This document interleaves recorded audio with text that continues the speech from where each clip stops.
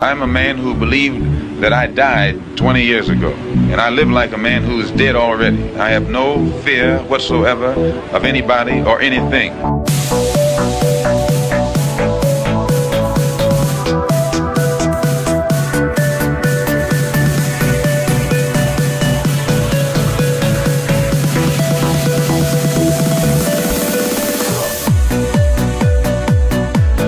Gary Webb. I am an investigative journalist, and in 1996 I wrote a series of stories entitled Dark Alliance, which was about CIA involvement in drug trade.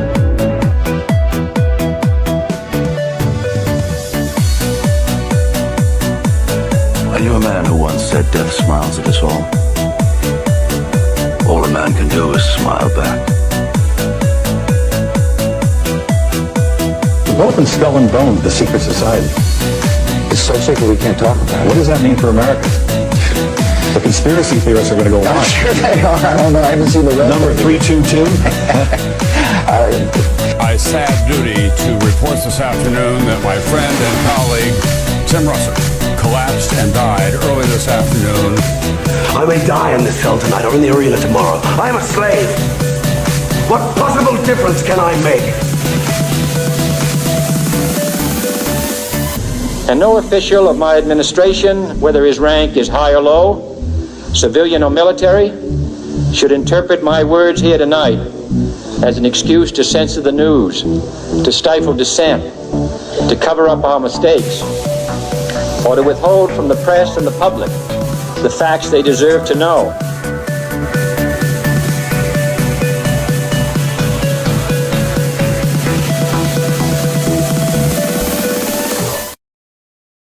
Welcome back. The drought is over. We are back with another of your favorite live weekly call-in conspiracy or parapolitical, if you like to dress it up, call-in show. As always, was Austin Picard and myself, Jose Galison. We left you a week ago. Austin got the ick while he was down here in Florida. Hanging out over in Bro Grove, doing weird gay shit or whatever it is they do there. Wow. So I'm looking forward to hearing about your time. We have plenty to talk about. Looking forward to just riffing with my dog. So how's the past couple weeks been, Austin? You ready to get into it? Man, honestly, all is well. I think it was I need these kind of motivating, inspirational moments throughout the year in terms of like breaking down that digital barrier and physically just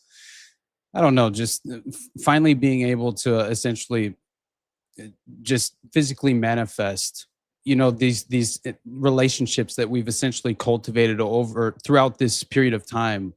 And then not only have like these genuine and authentic interactions with like members of the audience or people who love the show or just, people who appreciate our work, but also just like being able to kind of engage with the other content creators and like I said, break down that digital barrier and kind of essentially just have, again, it's like I always try and gauge a person's character through kind of, as much as I possibly can, gathering a sort of sense of their intentions, ultimately their underlying intentions, what their agenda really is.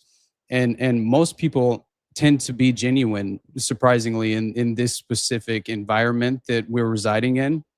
But I will say I've also kind of learned a few lessons over the past, couple of weeks as well, in terms of just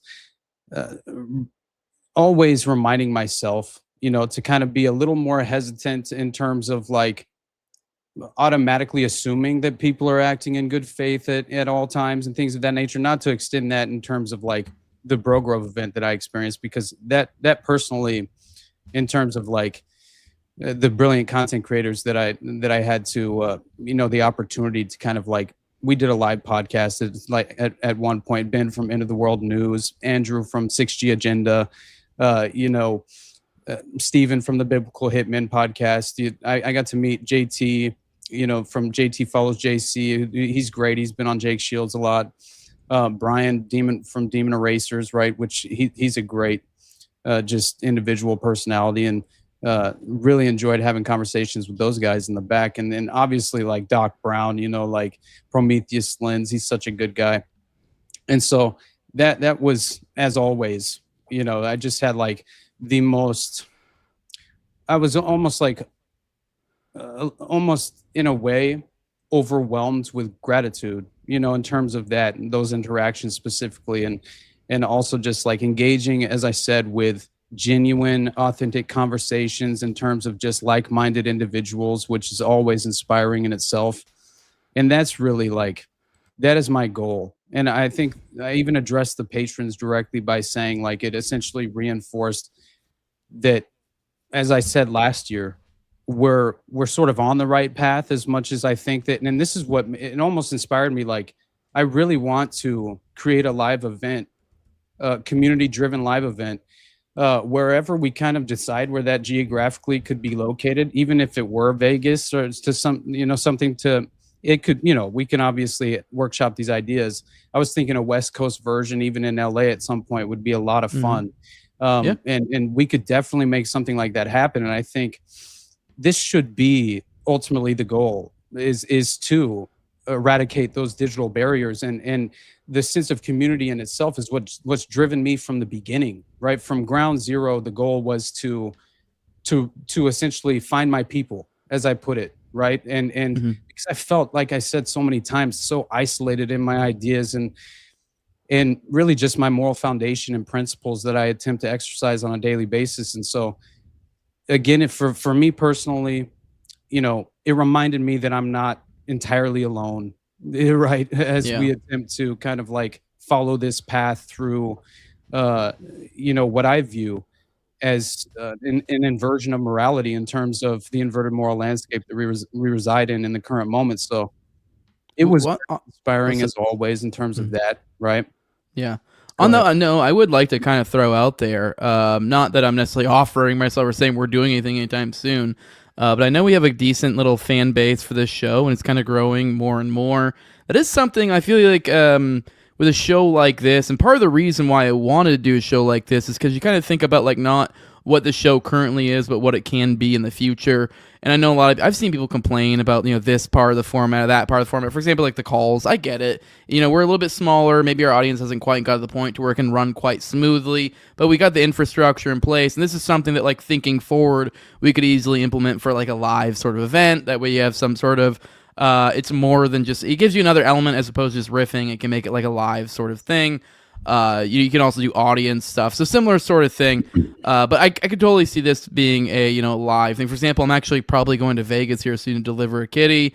I mean, between the different contexts we could always, you never know, set up some sort of who knows, a special guest over, whether it was over here in Florida sometime, or whether it's on a Bro Grove, or whether it's over in Cali. Because I know me and you were kind of based on different different hubs of podcasting, I guess. So it kind of somewhat enables. So I can see that going forward. Maybe I'm thinking a little bit ahead of myself, getting a little bit lofty. But, whenever you see these sort of things, I can see that going forward. So it's a little incentive for the audience to support this sort of thing if you like it. I think here soon, I'm at episode 888, around 1,000, which will probably be in less than 6 months, the rate I put out content. I'm probably going to break these up. And me and you have talked about going forward probably. Maybe at some point breaking already did off and making its own channel, its own RSS feed, its own everything. And then from there we can kind of build up more. But anyways, I guess I'm just kind of getting ahead of myself, but just kind of thinking, what this can be. Because, especially once the idea of doing like live shows and involving the audience is nice. I like it. It's a unique thing. Like I lost that when Tower Gang, that blew up. I mean, obviously it's a different thing. That was comedy. This is a conspiracy. But even still, just the idea of the live, the interacting, you always want to have that way to touch base with your audience. Absolutely. And I also think there's such a genuine appetite for authenticity, and especially in this current moment where we're oversaturated with these contrived personalities that have been entirely socially engineered and thrust upon us within this like forceful injection into the algorithm and the spotlight that is so just strategically granted to these specific, it's personally the reason why I refer to it as the influencer industrial complex. It's essentially just the this sort of new age framework of modern Mockingbird that people have yet to acknowledge and identify, that the personalities, the glowing spooks, so to speak, they just are taking on a different form. This is a little right. And so you have to essentially shift your perspective on how you kind of internalize what is happening at you, as far as like what's coming your way psychologically in terms of flooding the concepts of allowable opinion, in terms of just like the public square, which has now become this digital forum. It's like we've all been very much, I think, ushered into our individual digital gulags, whether we know it or not, subconsciously engaging with what we view as reality, when in and what was once your favorite podcaster is now the establishment voice. Right. And that's what I think people need to shift their perspective as far as the level of deception playing out before us. But I will say, in terms of the live event, I do think, and this was further reinforcement of this fact, in terms of just engaging, like I said, with every person that I came into contact with at the event. They almost brought me to tears. I know that's not very difficult, but honestly, it was just their intentions were so beautiful and well-meaning, and they genuinely cared and were morally concerned. Not to say that like they were concerned about my well-being, but they were in every way, whether it was basically,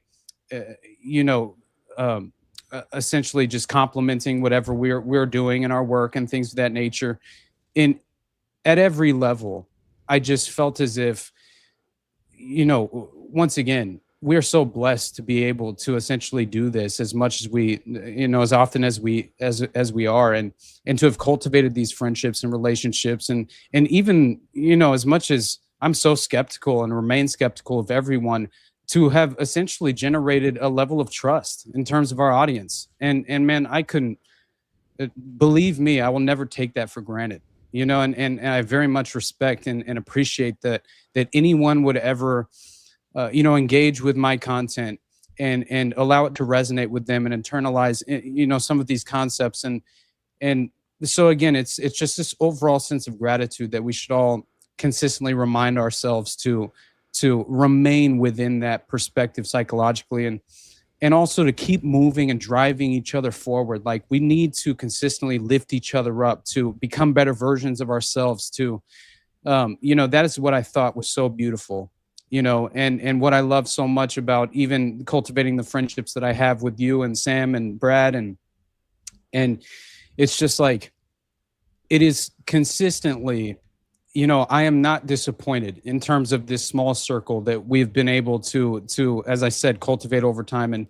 And so, yeah, I just want to remind our audience as well how much I appreciate them, and look forward to meeting them personally, in the future, and having genuine, authentic, long form conversations in person, and having an after party after the event and things of that nature, where we just go and kind of shoot the shit and genuinely get to know each other. And that's what life should be about. This is really the silver lining with this level of demoralization being thrust upon us as well. And so for us to kind of seek out that positive perspective and that specific silver lining, and try and exercise that as often as we can, and continue to kind of facilitate the rise and the growth, that is beautiful. And I thank God for that. And I love you to death for that as well, brother, because that mentality I will forever hope to embrace and internalize in terms of practicing the law of abundance. And I can only hope that others kind of will only become inspired by that mentality and mindset in itself, not me personally, so to speak, but the mentality, which in itself is what we need more of. So, yeah. Well, anyway. while we're in this vein of thought, I think while it is kind of an inverse in some ways of what we're talking about, or I guess the theme, I think it is only appropriate. It makes the most sense to cover it. There was a recent, I'm going to try to cover this in the most judicious way, because this is once again in the idea of like friends. This is concerns someone we consider a friend as well. But I do think it's worth noting that, if you look in the record books, some of the highest, when you look at long jumps, they're almost like the top 10, they're nothing but women. And the reason why is they're just so good at jumping to conclusions. I'm just kidding. That's a joke. I don't think that actually works. Let's be real. Men are obviously dominating. That was just a setup for a joke. But all right, sorry. I had to get one in. But apparently, I guess there's a thing going around. Dana Doodah posted about. I guess she said, and I remember watching at the time because I actually remember mentioning it to you. I'd be like, "Oh, what the fuck." That's weird that happened because, when we were watching it, apparently, one of the podcasts, one of the multiple podcasts you did with Jake, when you mentioned Dana Doodah, to give her credit, I think it went out. She was of the belief that for some reason it cut it. I guess she said there were other people who said at the time they saw it live, which it wasn't live. It was a premiere, so that wouldn't really make sense either. They would have cut it at that point. That they saw it then. But I think, I don't know. I haven't gone back and watched all of them. But another thing to keep in mind with the, the jumping to conclusions things, there's multiple podcasts, and I actually vaguely recollect her being mentioned another time because I could have swore I remember saying something to you like, "Oh, that sucks that got cut," but I think you mentioned her another time or something like that in like another one of the podcasts. I vaguely recall that. I might be wrong because I remember there was other thing with like Simon Dovey, which I think there was some hiccup where you did or didn't get the plug in when you meant to. So I may have conflated the two. I don't know, but I felt it was worth bringing up. Not that I don't know if you know anything. Obviously, this is your event that you went to. I had no part in it, but I don't have any inside knowledge. But I don't really. I don't. Obviously, who knows?Maybe they did cut it. I guess we could be wrong. Maybe they did, but I guess for our purpose, I figure we should at least address it. I don't know. No, I understand, and let me be clear, just in terms of like, I have nothing but love and respect for Dana, and I appreciate her work very much. And the entire purpose of even attempting to plug the post that I had bookmarked that she specifically, it felt as if it were relevant to the conversation and also an opportunity it would provide me to essentially plug her work on a large platform as well. And so again, it was just like, I understand being ultimately paranoid, right?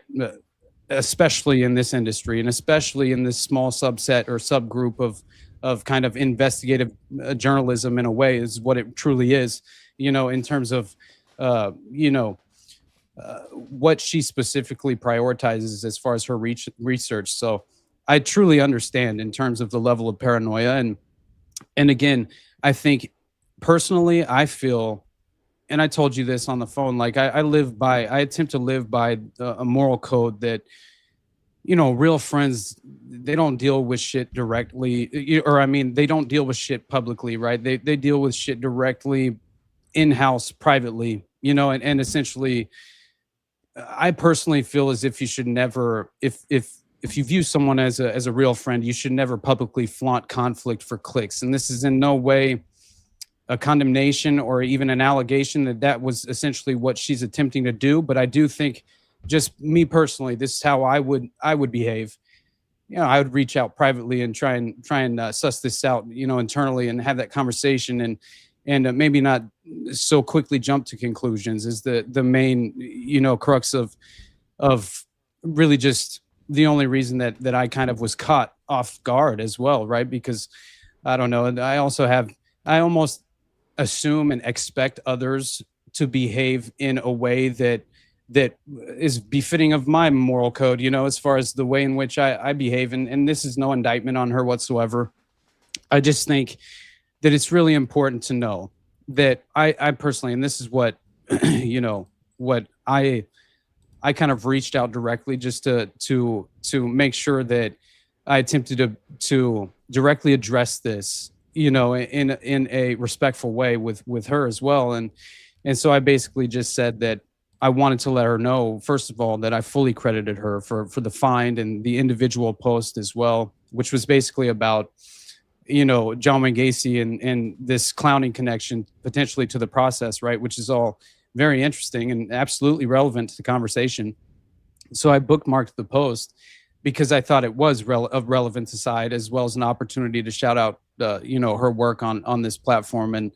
And so the clip that was posted was from the first thing that we recorded whenever I got to Vegas, right? And this was we had nothing but technical difficulties throughout the entire first stream, where even at one point the stream had to be fully reconnected because it crashed not long after I mentioned her post, and specifically, her handle as well. And so from my perspective, and this is what I said to her specifically, is that in the moment, I thought the timing was of course, it's unbelievable. This seems to be a trend for me personally, as far as unbelievable timing. So I'm not really that surprised, but yeah absolutely. But you do have to. I do gotta say, push back a little bit on that. Like, yeah. I know people joke and say they don't believe in coincidences. That you will lose your mind if you are looking for things. Like, absolutely, there obviously are things that are 100% just coincidences, and certain things that you can string together, and sometimes people do. There are. I don't know. You still gotta operate in a land of logic. I don't know. Yeah. This just seems to me. It's a weird jump. Yes, it is odd if he jumps, but from there to jump from one to the other. I mean, I don't know. Right. Once again, I know the supposed idea is that it was initially there, but that doesn't make sense. Once again, because it was a premiere. I don't even think you can edit a premiere later. I mean, I guess you could. After the fact go back and edit it. And legitimately, like, I watched the live premiere as well. Like this, and I'll address that because, full disclosure, I have no idea what happened in post production, right? Or if anything was effectively edited out. But Jake, and this is how I feel personally. He's only ever been, genuinely kind and a legitimate good person to me since meeting him, as well as his producer. And what is unknown is that there was a new hire there as well, which effectively almost lost the entire StreamYard recording, which caused a little bit of conflict. Excuse me, of conflict in the moment. But I value Dana's friendship very much, and at least I personally do, and so. I just wanted to make sure, once again, she knew exactly where I stood personally in regard to this. And so I reached out and just let her know that that's how I felt. And I will say that if, I understand people are sending her clips that are her patrons and on her Patreon, and I'm sure they have good intentions, but people are very defensive, right? You just know this. And especially even if they're your specific audience member and they kind of prioritize you a little bit more than others, then they'll be very sensitive as well in terms of like attempting to defend you. And hey, don't get me wrong. Like, I will always credit and legitimately attempt to provide, the just in terms of like shouting out and providing the credit and respect to the individual person who provided me with the concept in itself, that sort of thing. Speaking of shout out, 1-833-722-DEAD, 1-833-722-3323. Phone lines are open. Sorry, go on. You gave me too easy of a segue there. I just like, I legitimately, I can't, it's interesting to me because it's like, again, I don't think, to make this like a sort of public conflict, I just think is only going to negatively impact everyone involved. And so it's like, I just think like personally practicing the law of abundance, like I always attempt to essentially flip the script as well. Whenever I start to get upset and internalize things and allow it to just emotionally, allow it to cause me to emotionally overreact. Right. And I think that, I think I've even seen her post the mantra, no new friends. And if that is what you're practicing, and then, unfortunately you will manifest that in your own life. And I don't think that's a positive thing. And I'm not at all criticizing her. I just, I think that, again, this allegedly, she had a couple of patrons send her the clip that they claim they watched personally the live premiere.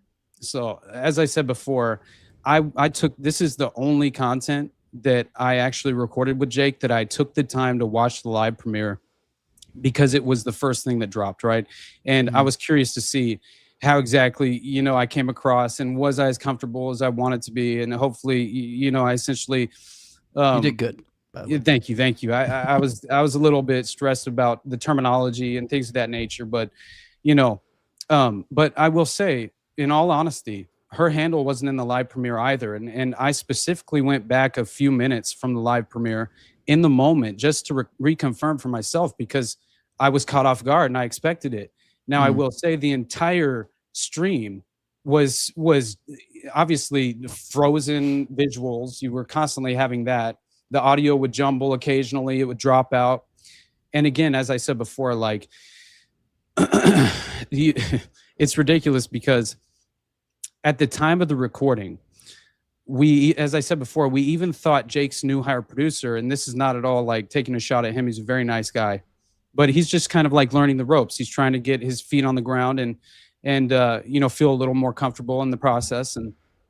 And so we even thought at one point that this new hired producer lost the entire fucking StreamYard. So as far as the recording of the StreamYard recording, so we thought the entire 2 hours was lost, and we were going to have to just do another long form recording where we discuss the Odyssey Foundation, which, honestly probably would have been better just for me personally, but who knows? I think organic and in the moment and just like excitement also does come across. So, but at the time, okay, what's up, Jacob? How you doing, brother? Oh, we got a caller. We've meandered around this drama probably long enough anyways. I guess we can come back to it. Maybe you can think on it for a moment if there's anything else pressing you want to come to.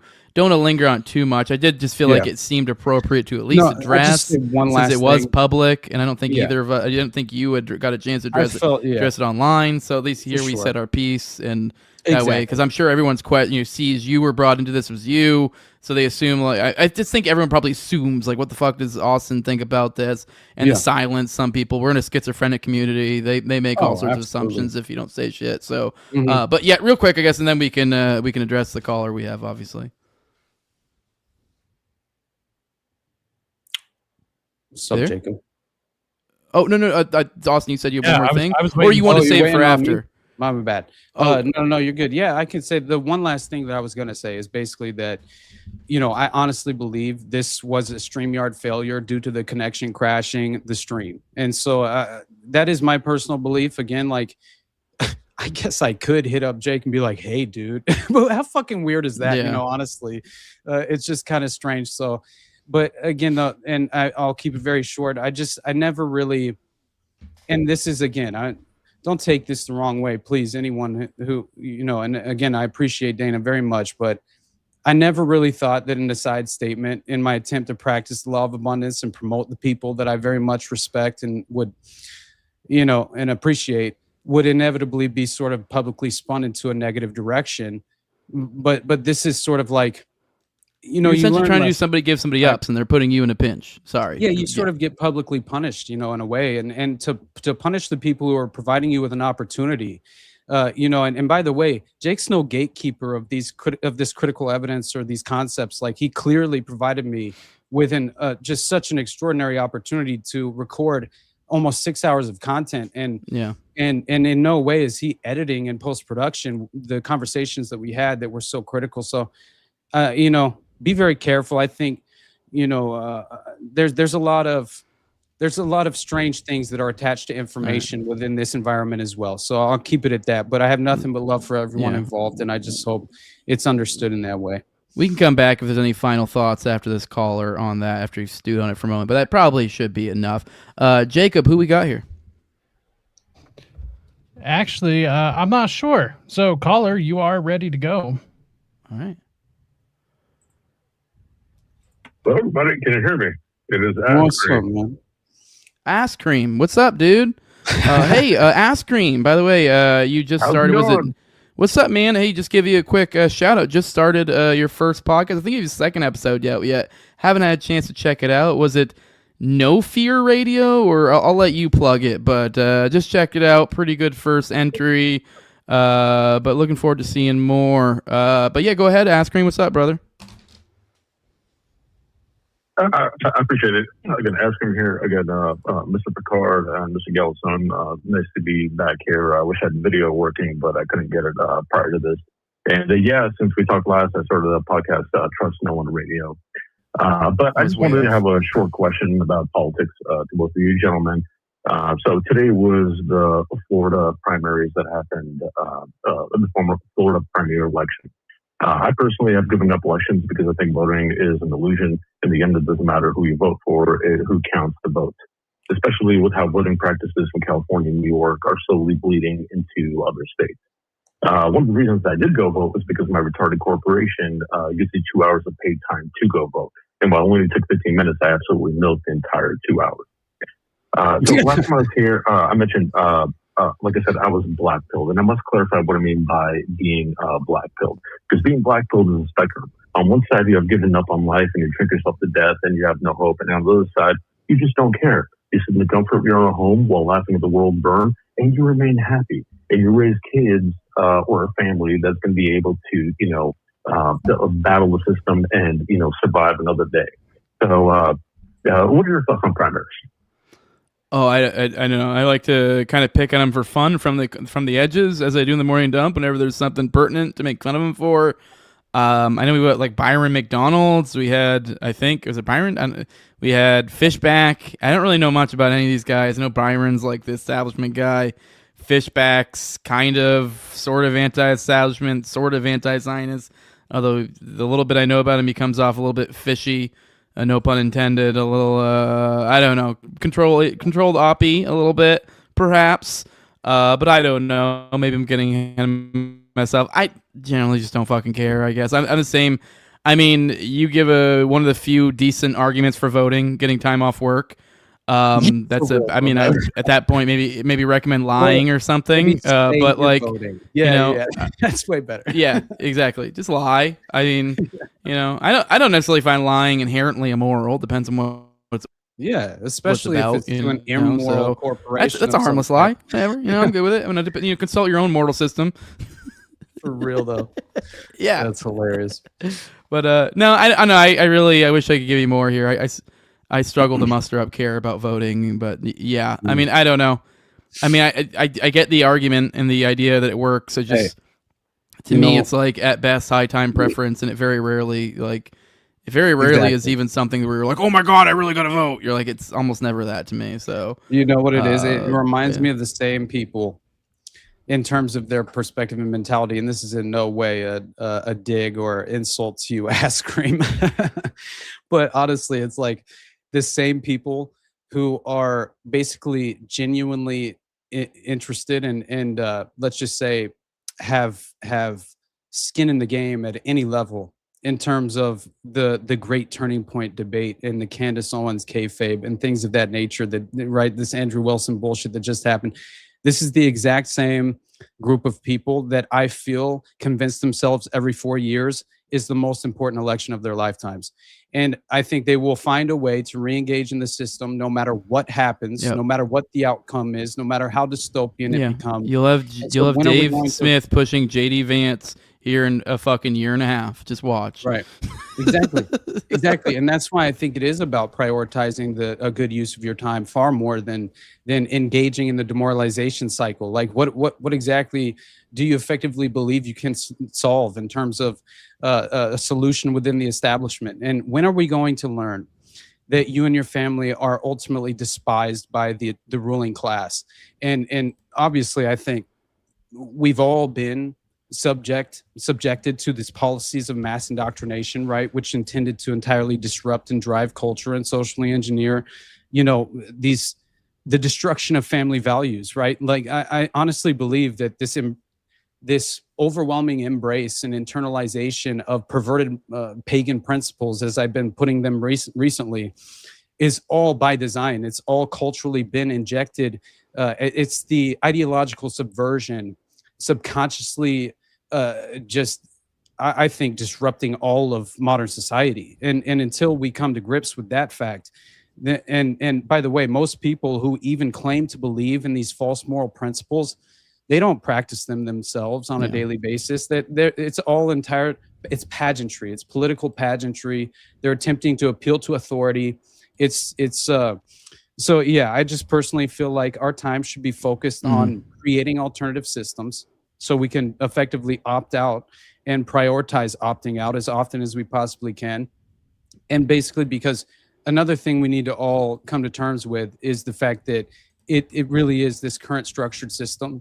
It's a choose your own compromise pedophile reality show. And the pedophile occupied government reigns supreme. So if you want to... At the end of the day, it kind of doesn't fucking matter, aside from the the only bit of it that really matters is like kind of getting your taking your energy from you, essentially getting that little bit of buy-in of whatever that is. I guess yeah, well, exactly. And one final thing on, I think, on this, that one example I want to provide before we move on, because apparently we have another caller. But it was one example we brought up, I think, a couple, already deads ago, when we were talking about the current scenario of like our foreign policy situations, particularly Iran. This war has already been labeled unconstitutional like multiple times by Congress. And it's still being carried on. There's still a blockade in the Hormuz Strait. They have still done all this political fucking, this and that and this thing, and we're going to do this and we're going to do that. And at the end of the day, they're still fucking doing it. So all this hemming and hawing, I see somebody in there talking about energy stuff, and I totally get it. You talk about things like the flock cameras, it seems, or you talk about the data centers and this technocracy now, and I'm totally on board with it. Or I'm totally with you guys here. But using that as example is kind of it's what the old Emma Goldman fucking thing is like. If voting worked, they wouldn't let you do it. So the only value they really get out of the voting is to get you to vote, to give you the buy-in. Twain or Emma Goldman? Yeah. I can't remember. It's one of the two. But they probably both had different versions of it. Most people have done different versions of it. The one last thing that I was thinking, and I'm not at all trying to cut you off, but it's just it's one last statement in regard to your question, Ask Cream, in terms of essentially all of the general public have been non-consensually indoctrinated to essentially worship the state, right? And that is something where it's you fundamentally have to reject this instinct to embrace statism. That's truly how I feel, because it's basically become, a matter of to what level, are you willing to reject this level of conditioning and programming that we've been overly exposed to throughout, this is a generational cycle. So we're just experiencing, the latest rendition or the latest form, and clearly this is all being evolved over time and sophisticated in the methods that they're utilizing for each generation. But that's the only point I'm making. And so it does feel like you have to reject your prior programming, and inevitably it's almost, I feel like the foundation is built on worshiping the state, and essentially the father of modern education is basically supposed to be the public schooling system and things of that nature, and so it overrides the hierarchy, the social hierarchy that should exist naturally within just human civilization in its modern form, and it disrupts that and inverts it on its head. And so we have a perfect inversion of reality that everyone is embracing as just reality itself, and wondering why they're being morally compromised by engaging in the system. So I will not facilitate it. Absolutely not. Ask Cream, any final words, thoughts, whatever, before we move on to the next caller? The final words is, it's how you respond to life. You could be upset or you could be happy. And no matter how shitty the situation is, I'm not going to let them take away my happiness. And I'm going to remain happy. And, or regardless of the situation, how difficult it is or how terrible it is, you cannot take away my happiness and I'm just going to laugh at it, and I'm going to keep on drinking my beer, and I'm still going to keep on having lovely conversations with gentlemen like yourselves that are equal-minded, but you can't take my happiness away. So thank you for taking the time to speak with me, and hopefully I'll get my video working next time. Best regards. Hell yeah. Appreciate you coming on, brother. Thank you so much. Yeah, for sure. Love talking to you, man. All right, Jacob, who else we got here? Did they already bounce? Or you said we had another one. All right. No, I'm just getting them queued up, so I'll be right back. Oh, awesome. Okay, cool. Well, I guess then, Austin, while we wait for the other guy to come back, I guess gives you a chance. While we send any final thoughts? And because you always know when there's one of these weird things, you're always like, oh shit, there's that one last thing I want to say. I know it feels like gay drama, and it kind of is, but it is also something that, we don't really want to address it. This feels uncomfortable to begin with, but something, like I said, you got brought into, so it just feels proper to be like people are expecting assuming you might have something more to add to the situation. I guess we kind of do, but not really anything too. Just I don't know, personally knowing Jake's producer, and then also this new hire as well. But you already know, right? I view him as a friend, honestly. And so in terms of just having any sort of inkling as to I can't imagine a world where they truly even recognize who she is to the point to where they would be willing to kind of go through the process of basically in post-production removing the handle of that I mentioned as far as just crediting her for the post. So that's all that I'm saying, and in no way is that an insult whatsoever. That I'm clearly I'm just attempting to be as objective as possible and provide my honest opinion, and that's how I truly see it. So I think just people should be a little bit more cautious in terms of their assumptions, because I think honestly most people are acting in good faith in terms of you can kind of see and assess that for yourself. And if you only ever assume and accuse others of essentially only acting in bad faith, then you'll probably manifest that more often than not, and also kind of delude yourself in that way. And I hope that's not the case, but I have nothing but love for Nate. I hope to collaborate again soon in the future. But yeah, I love you all. And man, such a good time to meet a lot of you guys at Bro Grove. I have to say that again, just to reiterate how much I had such a good time, just like on the after show, or, the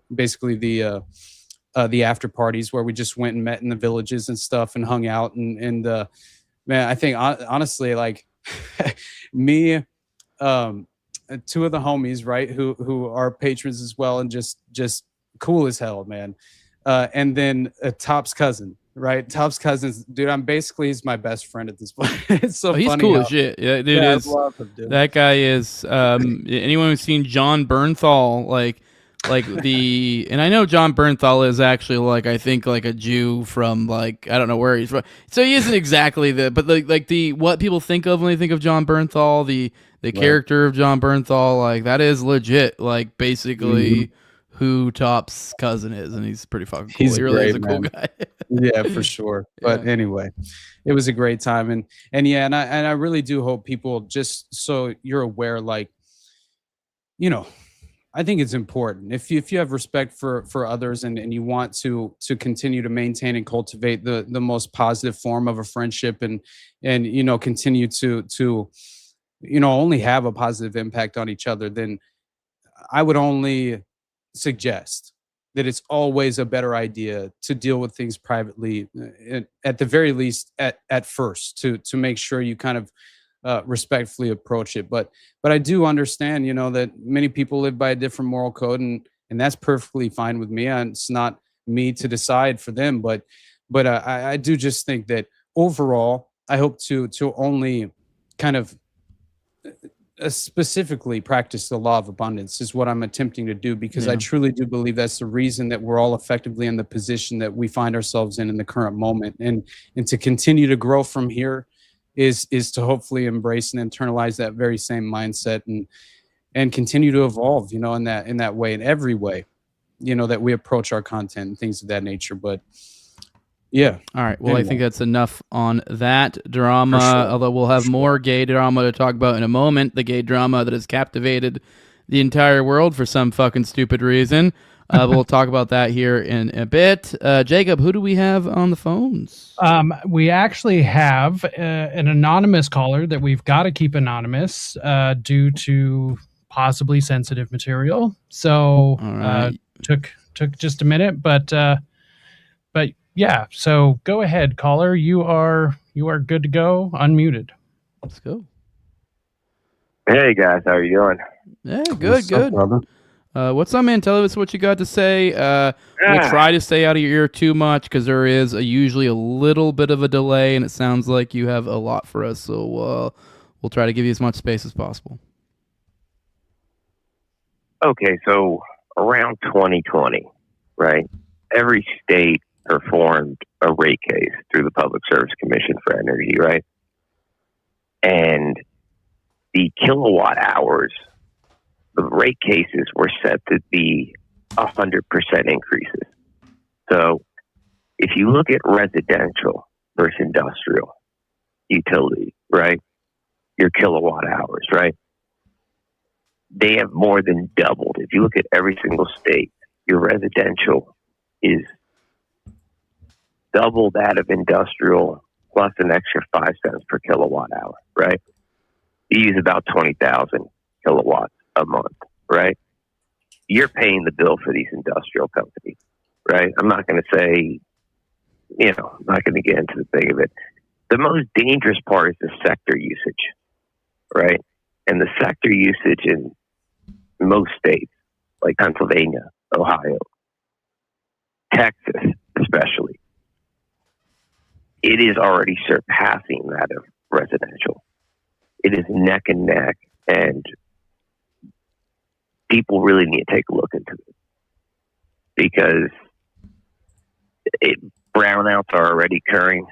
Indiana's another case study, but this is something I've been screaming out for years, and people really need to take a look at it and show up to the Public Service Commission meetings and not go in there and talk about DCs. Do you understand what I'm saying? Right. Dude. People need to go in there with the aspect of different way of speaking about it, because you are running neck and neck with sector usage megawatts, and the doubling of the price that was set in 2020, and it is ever climbing. I'm looking at Texas right now, 15 cents or 16 cents per megawatt hour, industrial 6 cents per megawatt hour. So just think about it. That's more than double you're paying right there. So just that's all I had to say. It was just, people focus on the drama, but at the end of the day, 5 or 6 years of this, if you go start looking at every state, this is public data you can look at from the EIA, which is the Energy Information Agency. Legitimate data. You could see everything, and just people need to stop approaching it from a DC type AI type thing and approach it more at a dude, what's so strange? I don't know how to say it. I talked about this in the past, but what was that?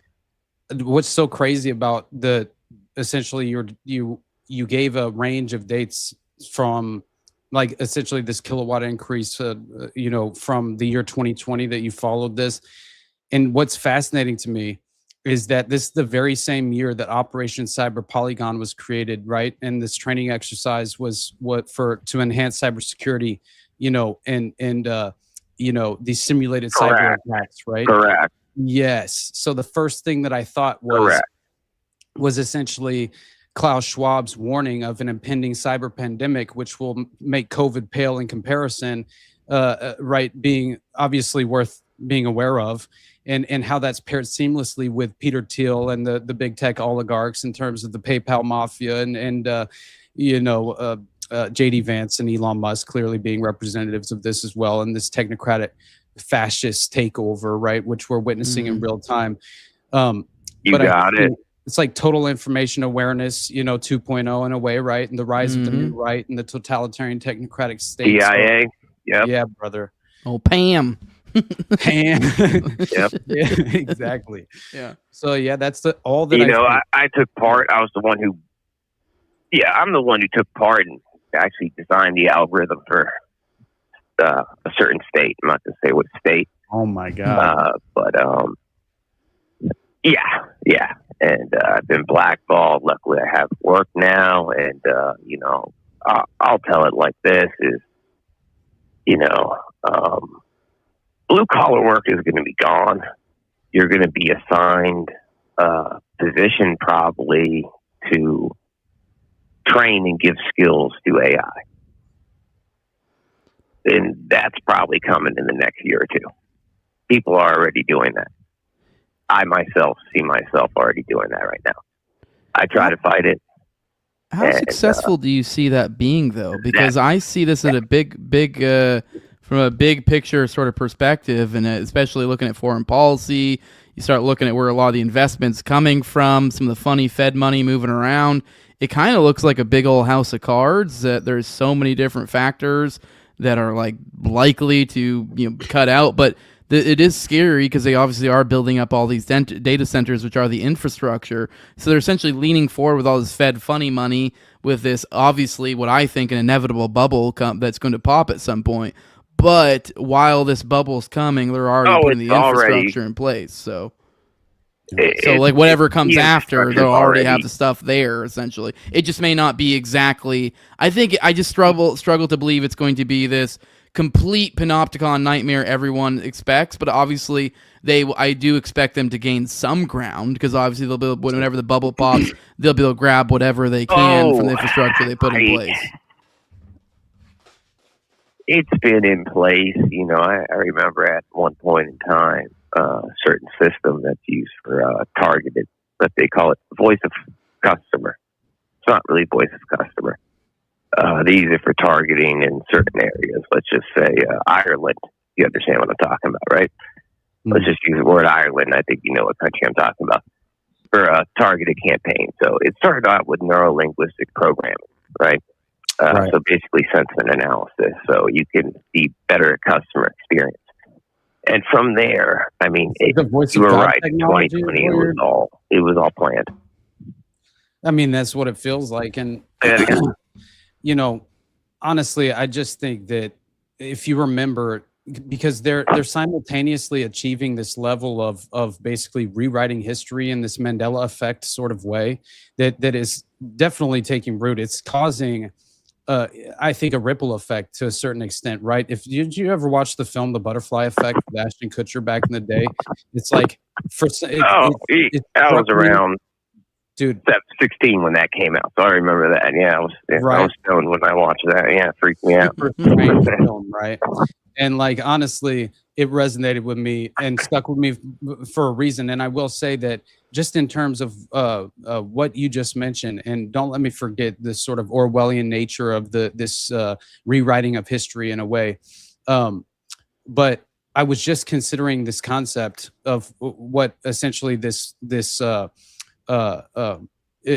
disclosure that was made, right, where there was basically, if you didn't realize, a report was basically published that shows the scientific study of these short videos deactivating brain's self-control regions, right? And how researchers were scanning over 56 young adults, which is a small sample size, but either way, and these 56 adults in the sample size are watching very short videos that are skippable short videos as far as the duration of time, and essentially they're finding that preferred ones sharply reduced activity in the dorsal anterior cingulate cortex and dorsolateral prefrontal cortex, which are key areas for monitoring behavior and resisting impulses. So instantly you realize that this what we've been labeling as this TikTok mentality, right, of basically these short out of context videos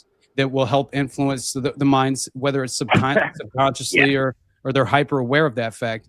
But this deactivation is basically they're essentially justifying it because it's a temporary reaction of this deactivation in their minds, and it's linked to individual levels of with people who with stronger effects for liked content, they have like different glutamate levels or something is what they're referred to as, which I think have a direct kind of a causal impact in terms of your emotional state of mind at the time. And so you're just seeing the digitized form of mind control techniques, right? As you were mentioning, neuro-linguistic programming, you're seeing this sort of level of... Yeah, that's how. They're being hypnotized, in real time is basically what you're happening. You're choosing to voluntarily hypnotize yourself. Dissociating with essentially flashes of images and sound that they are generally probably more amenable to, or that they want, depending on what it is. Right. The message I wanted to get out was just basically people need to realize, and this is really going to happen a lot quicker with the energy crisis. I mean, I follow markets.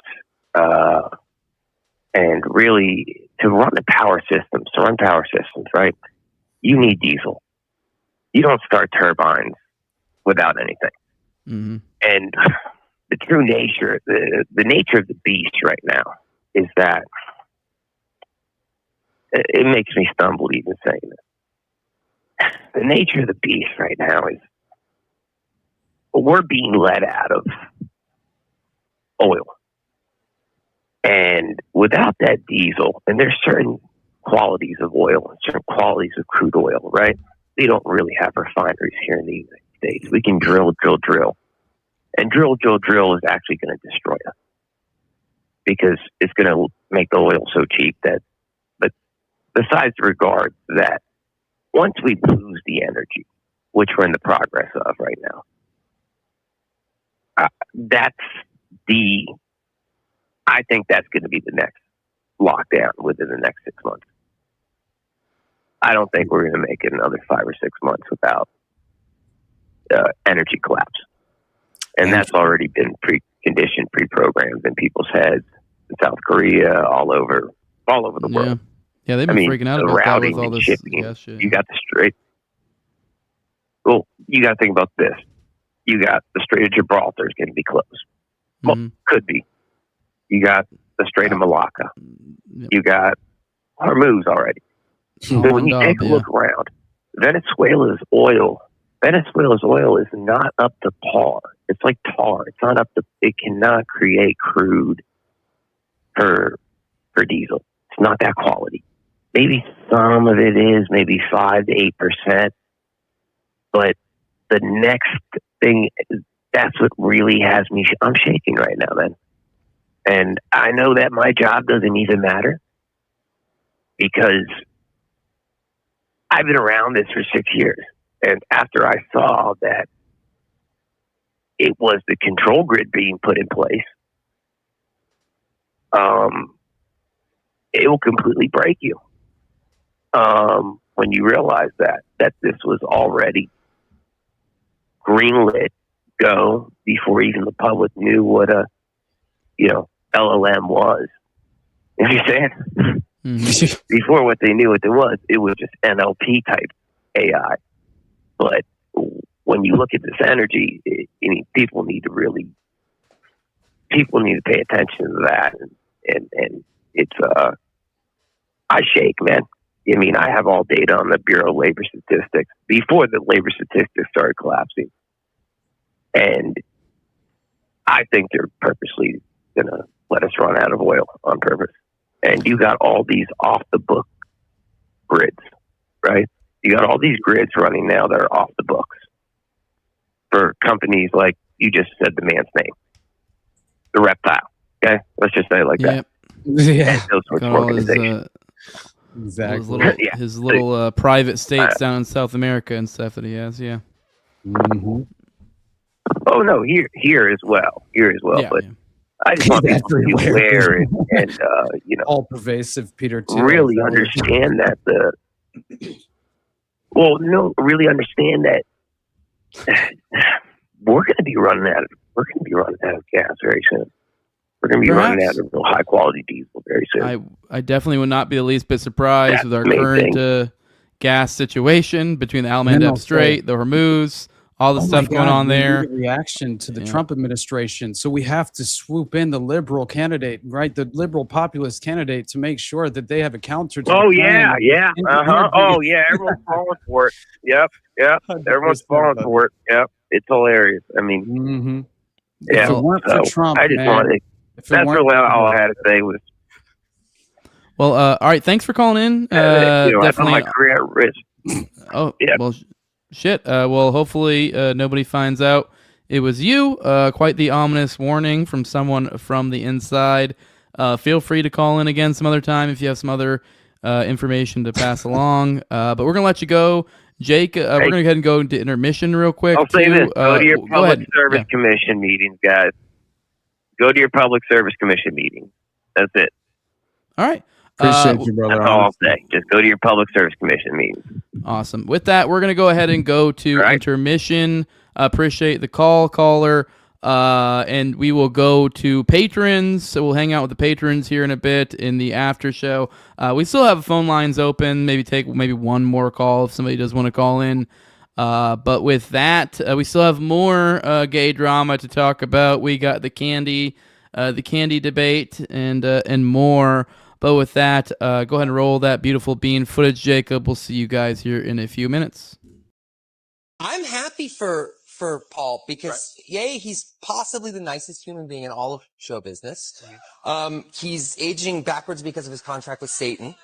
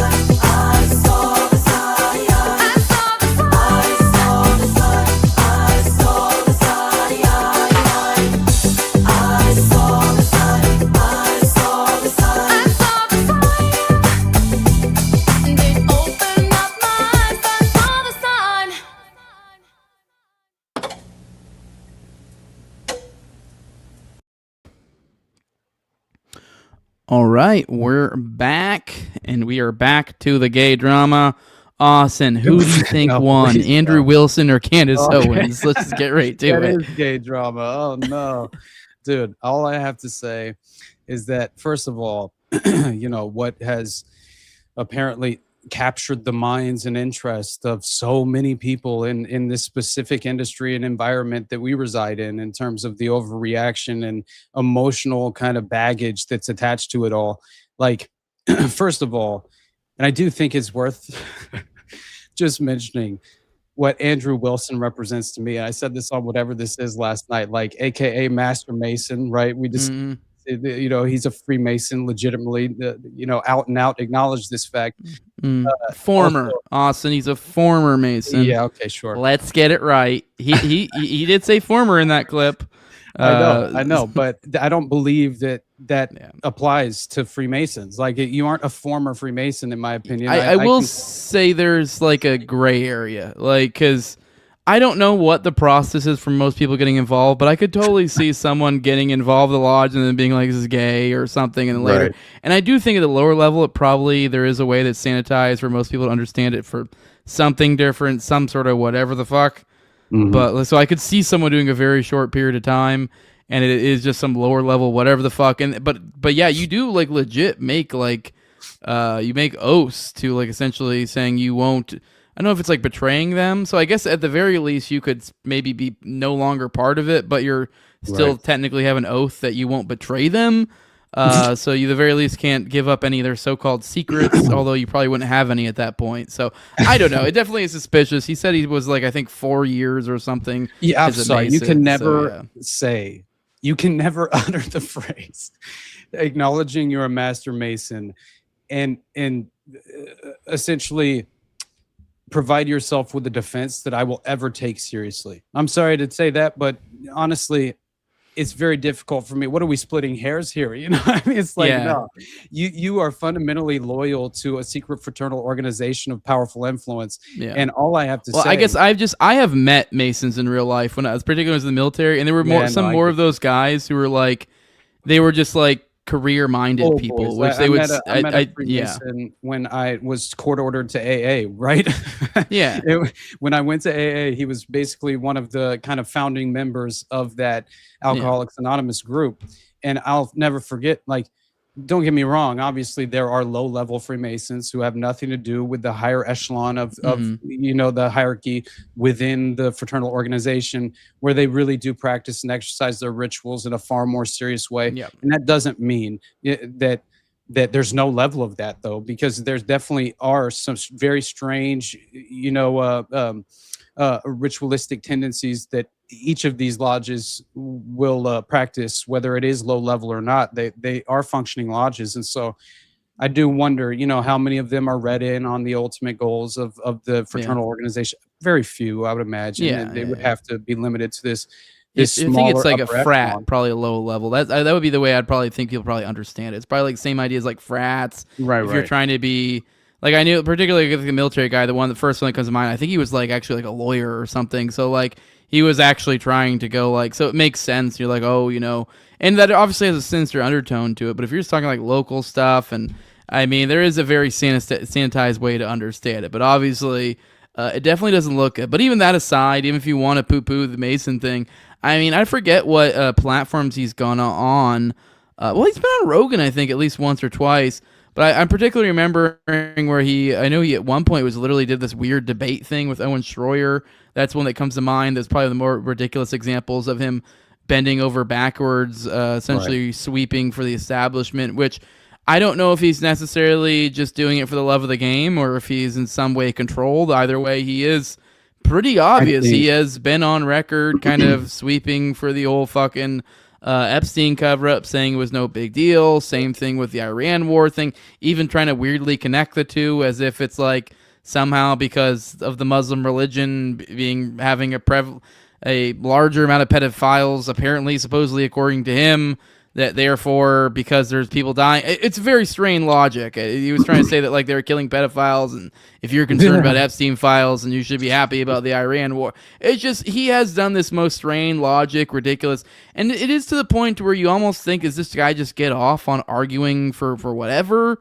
Is it just this grifty debate thingy? I don't know. But at the very least, he has become an avatar for the establishment. Whether you want to think that's perfectly coordinated and hand in hand with the government, or if you're just doing it for the love of the game, it's whatever. I personally, obviously, I have no insight into this, and it's pure speculation. But at face value, I feel like he's very much a controlled asset. This is entirely orchestrated by the permanent establishment figures who hope to only benefit and kind of leverage each side of this ridiculous false framework in terms of the debate in itself, kind of like even ultimately seeking out an objective conclusion whatsoever. That was clearly, I think the debate format in itself is problematic. I'm not saying that there aren't people who exist. There are very much debate nerds who intellectually masturbate over every last statement that's made and throughout the course of these things. I don't take them seriously whatsoever, because for the most part, I feel like it achieves almost nothing.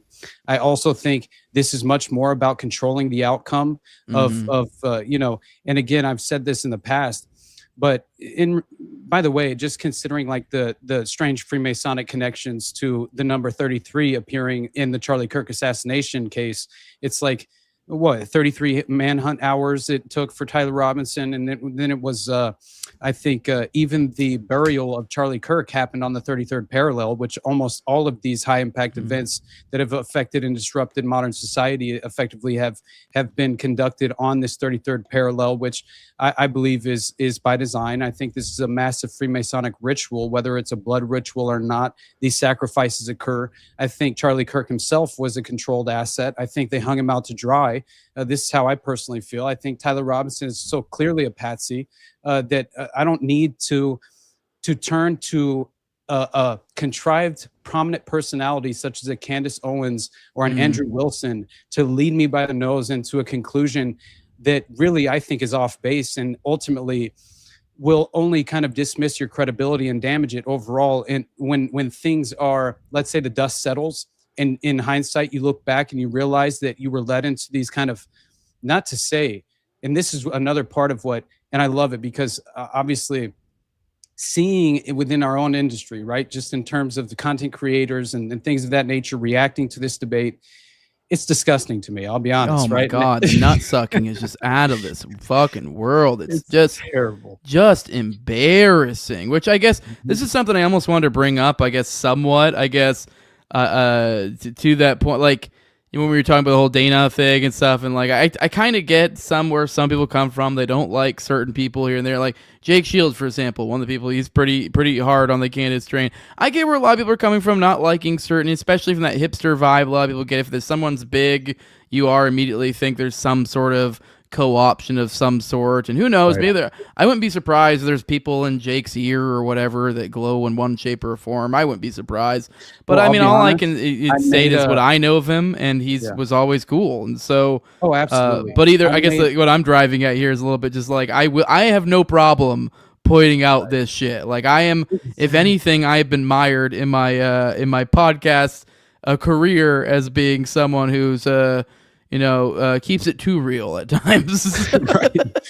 And really, I think what's interesting to me is the fact that you clearly see how, again, they're controlling each side of this narrative in terms of the Charlie Kirk assassination, because how culturally viable it truly is a reflection on the culture war at large. And I think that's important for people to realize as well, because basically wherever you fall, depending on where you fall, politically speaking, ideologically, concluding, coming to a conclusion, so to speak, on this case, which, by the way, I think be very careful about coming to any sort of like firm conclusion whatsoever that you feel overwhelmingly confident in at this point, because Brad pointed out on the show last night on whatever this is that, it's perfect, because essentially what they're doing is and it's interesting because I think it's something that people should be far more aware of in terms of like the reason in which and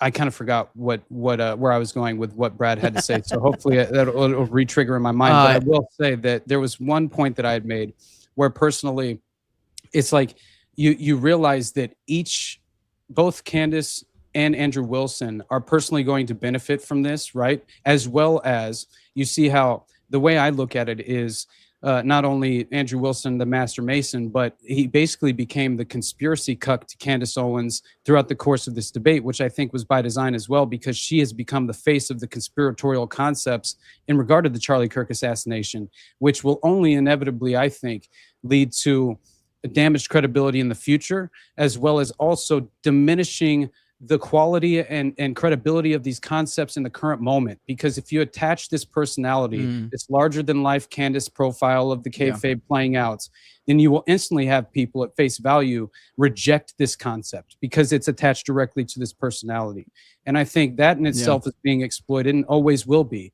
Yeah, we were talking about this the other day. There's the two sides of this. You have the Andrew Wilson's people out there who are going to poo-poo the Candaces and all there, and they're going to come at it from this pretentious angle of like, look how irrational you're being. But I do think there's some levels of I don't know, being overly rigid in their think. I guess maybe rigid is not even the right way. I'd say proper. There's almost like snuck in improper logic into some of the thinking there. Although I'd say they're generally better. But then the flip side, you got the Candaces, which we were talking about this before the show started in the pre-show. And I just find it particularly interesting that this like becomes this like, well, we're just asking questions here. Like we're not making any, it's almost as if we're not making any crazy claims, but then it's like, bitch, the literal fucking debate, I mean, there was like, it's kind of confusing because there was like kind of two propositions, but at least from the context of Candace, the proposition that she came to defend was that she had overwhelming evidence that Tyler Robinson was a patsy. That is what you are there to argue. That is a claim. That is a claim. Now, obviously, I know it's a little bit of you get hedged up in semantics, what's overwhelming, what's evidence, but that is a claim. You are claiming you have an overwhelming amount of evidence to the fact that he is a patsy. I saw barely anything that could be considered evidence. So and then you play this game of like, well, we're just out here doing investigations, we're asking questions. No, you're making crazy claims absent of any sort of, which is fine if you want to say, hey, I'm being irrational, like I don't expect anybody, but these things get thrown out as if that's not the case. Exactly. For example, one good example I think of kind of what is being happened with Candace, and she said it brazenly, is the whole French Foreign Legion thing, which I've made fun of multiple times in the show. And it really was just a fucking tip line sort of shit. And in this debate, in the course of this debate, they went back and forth because he brought that up and kind of like, okay, well, what is your source here? Like, he literally kind of did the source, and she literally was like, oh, that's one of my anonymous sources. And that became, well, I emailed it to Dan Bongino. I emailed it to somebody in the DOJ. I emailed it to, and nobody responded. So now we're in this weird territory of like, well, this is the proof because I emailed it to somebody and nobody emailed it back, according to me. And there's like, so we get this weird, like, we have no idea what this source even is. And then they're like, then they get just like, so she's literally pointing to this as evidence, but then we don't know it. Like, we don't know what this is. And then he points out, Andrew Wilson rightfully points out, it's like, well, I could just say whatever. And she literally pilfers, or is like pulling from her so-called reputation. She literally is laundering her reputation. She nakedly admitted, you're like, okay, well, I have built up a rapport with my audience and they trust me. And there's a certain level of, I think, things you can do that with when it comes to certain claims. And even then you may say, hey, take that to whatever degree you trust me. But at least it should be thrown out in that way, as if this is evidence. This is, at the very least, you barely can call it evidence. This is something, this is a trust me, bro, for me. And I've thrown that out before. We talked about that one Teal claim we had before. That is just totally a trust me, bro. I don't expect anybody to believe it, but it's just one of those things I couldn't keep to myself. But like, it's just one of these, but I don't know. It's just all fucking ridiculous to me. It's just so, like, it really is just nakedly trust me, bro. And that's not, I don't think that's how logic's supposed to be done.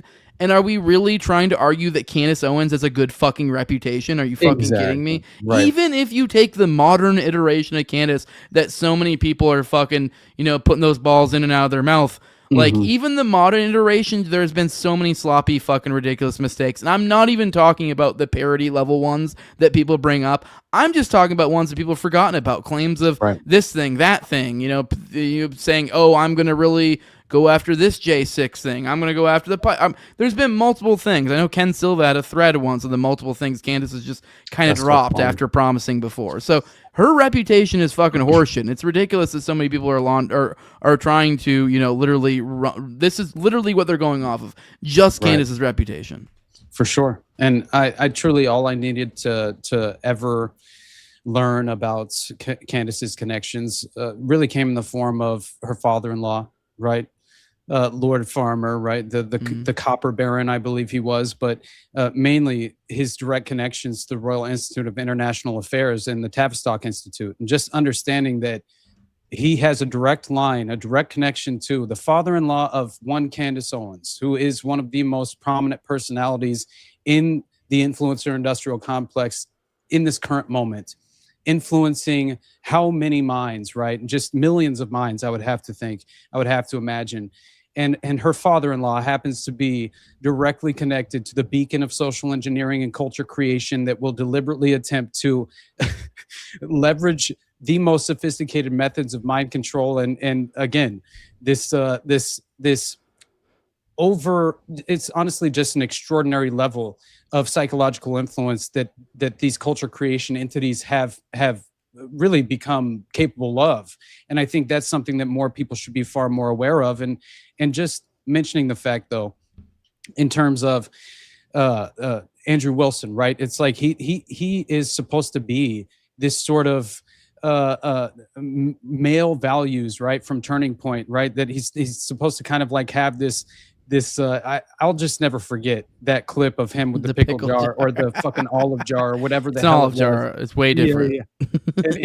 Dude, and I said last night, basically I told Brad and Sam, like, at that point, you know, at least throw the olive jar against the fucking wall so you have some level of testosterone. You know, it's like absolutely absurd that this is the face of, you know, this kind of like male toxicity movement. They would have you believe in a way, right? That's kind of like resurrecting the patriarchal values or whatever you want to claim, right? Which is still like absolutely absurd and a false concept in terms of what this man represents. Who he really became was Candace's conspiracy cuck, as I said before, within the course of this debate. And it's just, to me, the latest performance conducted by the permanent establishment, ultimately revealing this scripted form of Freemasonic theater for what it is. And that is to intentionally control the outcome by setting the table of allowable opinions in a sophisticated influence operation. So I feel like ultimately, reflect on this and remind yourself, right? Welcome to the influencer industrial complex, man.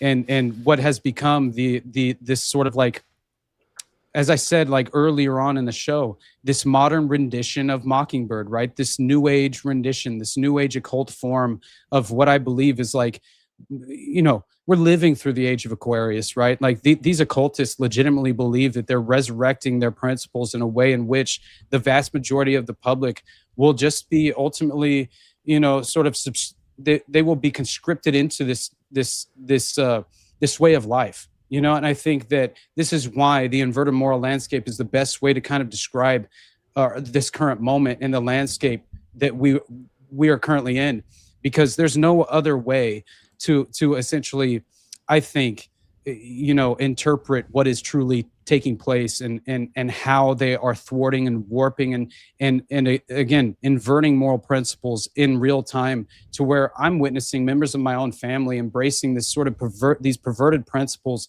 that will only lead them down this negatively, you know, it will drench their lives in negativity. It will only impact every level of their engagement in this beautiful experience that we have on this short temporary, you know what I mean? It's like, as far as I know personally, I'm going to attempt to, as Ass Cream said earlier, not allow the demoralization to take root and remind myself on a daily basis what matters most, what I should prioritize. And you said it yourself. What are we allowing to suck up our time, and as far as prioritizing the use of our own time?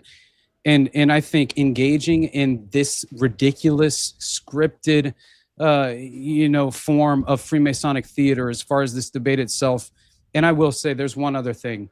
I finally remember what I was going to mention in regard to Brad. He made a really important point that I thought was interesting and important for people to be well aware of. And that is just the preliminary process in itself, and how the preliminary hearing throughout this process, the defense will always try to never reveal the most damning and compelling evidence to the prosecution. Or I mean, the prosecution will vice versa. I said it the opposite way.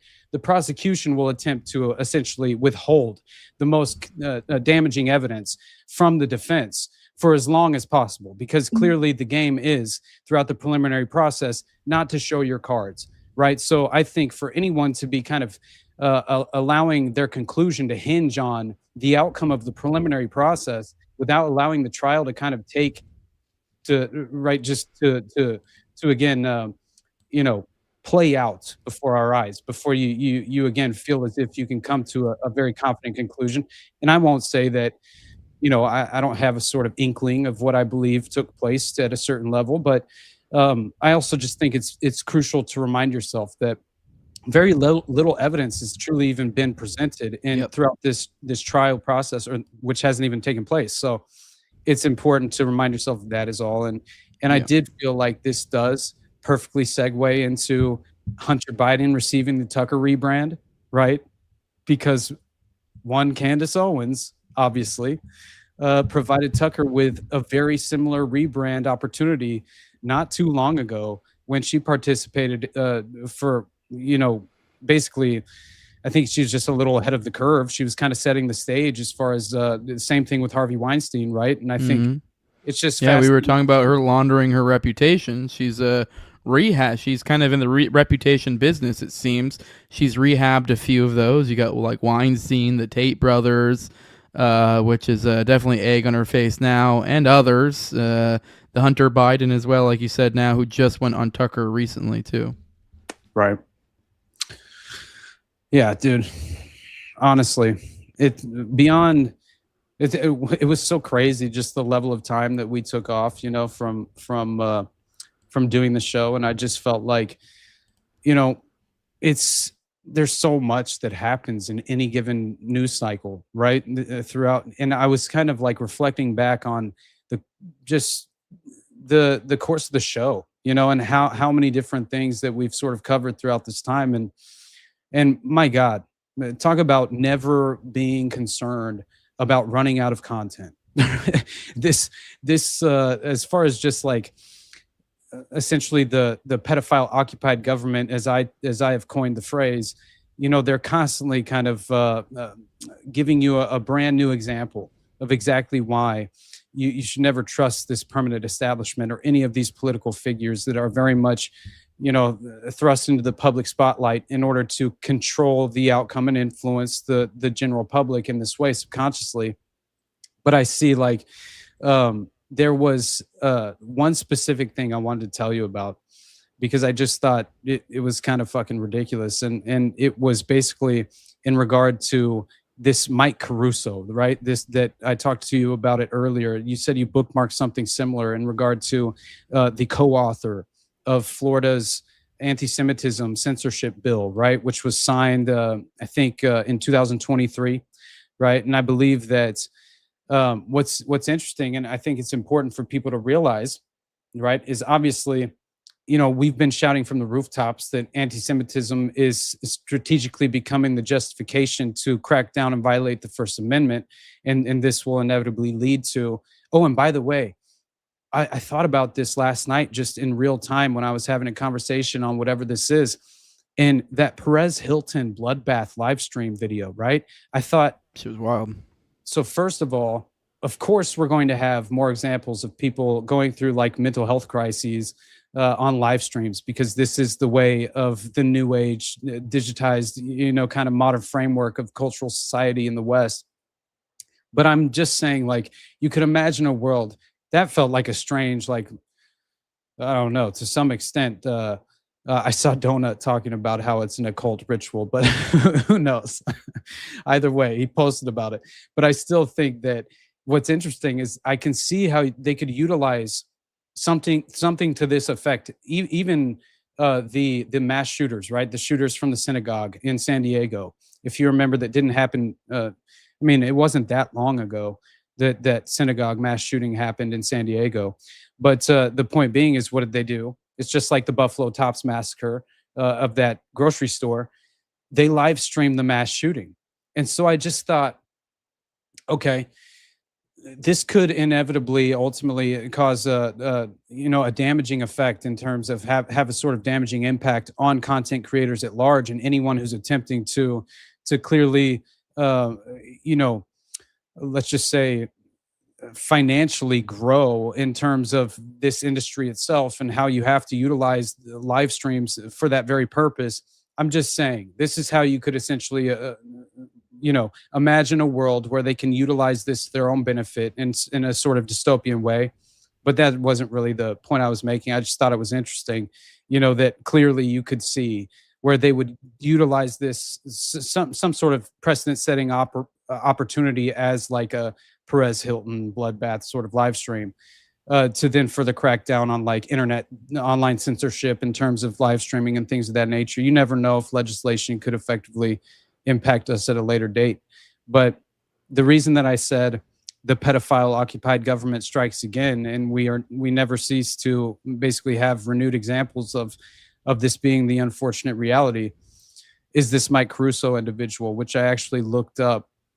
And what's strange, how you were just discussing the Iranian conflict, like you saw Jared Kushner, where he comes out after a meeting with Netanyahu, holy shit, right? And he says, the U.S., quote, won't restrict Israel's right to defend itself. He says that if Hamas doesn't disarm over the next 60 to 90 days, it'll show, quote, they're not genuine about peace, and it'll give Israel cover to, quote, go and finish the job. So he says, for Israel, we think this is a win-win situation. So again, you see where Jared Kushner's priorities lie, right? And I don't think that was ever in question. But the point being is that while we can kind of like simultaneously kind of attach this concept of the current administration and Jared Kushner being such a prominent figure within and what he represents, as well as Randy Fine, Mike Caruso, and Ron DeSantis signing this anti-Semitism bill in 2023, which will further crack down on the First Amendment through online censorship or just censorship in general, in regard to defending the Jews, right? Because the Jays obviously take priority. And what's fascinating to me, though, this Mike Caruso, this co-author of Florida's anti-Semitism censorship bill, well, he just so happened to be arrested, all right? He was arrested for child molestation. Okay, no way. And it's far Never worse would have guessed. than that. Exactly. So Mike Caruso has a disturbing sexual offender history, and this is now haunting him as the backlash is basically rising after this most recent arrest on child sexual abuse charges. And so what you need to realize is this is coming only a month before voters are due to decide whether he personally, Caruso, should keep one of Palm Beach County's, basically, he is a very prominent representative, right, in terms of the administration in Florida. And so it's important for people to realize that obviously this is all happening in regards to this going public, just as his seat is up and there's a vote, an election to be had, essentially. And so he happens to be, and this is, he's a Florida legislator, right? Basically, Michael Allen Caruso, and he's arrested on these allegations of kidnapping and sexually abusing a child. And this case basically is the reason that you have these past child abuse. Again, what seemed to have been like this very recurring sexual offender history is now back in the limelight, and he's receiving much more coverage in regard to his past misconduct involving minors, right? And so he's 67-year-old Republican in Florida who's a representative and is currently serving as clerk of courts and comptroller of Palm Beach County after he was appointed by Governor Ron DeSantis. And he was arrested this morning, and taken into Palm Beach County Jail for custody. So I would imagine he'll get some sort of, I don't know, we'll see, because the coverage usually isn't as overt if nothing will effectively come to fruition in terms of any kind of justice being served or a sentence being, I don't know. We'll have to wait and see clearly. But his arrest and the affidavit includes allegations of child molestation, kidnapping, luring or enticing a child, lewd and lascivious. Lascivious, is that how you pronounce it? Lascivious, I think, lascivious exhibition and child abuse. So Governor DeSantis suspended Caruso from public office by executive order shortly after the arrest. So you already have the kind of political fallout happening. And I think, they always provide a short statement, but they never actually address the fact that they were personal friends, longtime friends with this person. And so the prior allegations involved, this is according to this legal case in regard to his divorce.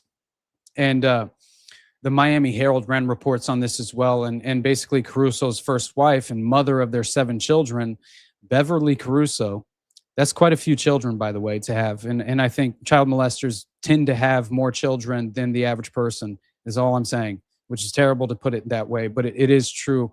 And yeah, cue the wood chipper for real. But previously accused him, okay, his own wife, mother of his 7 children, previously accused him of sexually assaulting a child, although Michael Caruso denied these allegations. I'm sorry, but if you're the wife of your 7 children made that claim against you, it's a little difficult for me to kind of pause, you know, in my sort of objective opinion. But so you have prior records showing that the Florida Department of Children and Families received multiple reports involving Caruso. Basically, they were swept under the rug at the time, and you know, they're confidential in terms of the details, so they have yet to be provided to the public. And I think that's all by design, right? That's how you protect these prominent political figures. And so because of this most recent case, you have renewed interest, right, in these past allegations and things of that nature.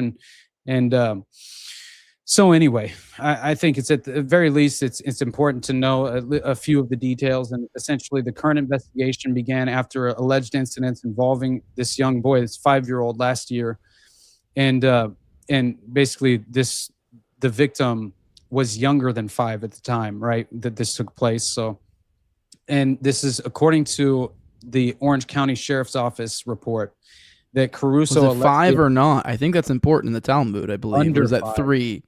Yeah, it's under 5. Yeah, right, so that's a stupid joke on my part. Yeah, no.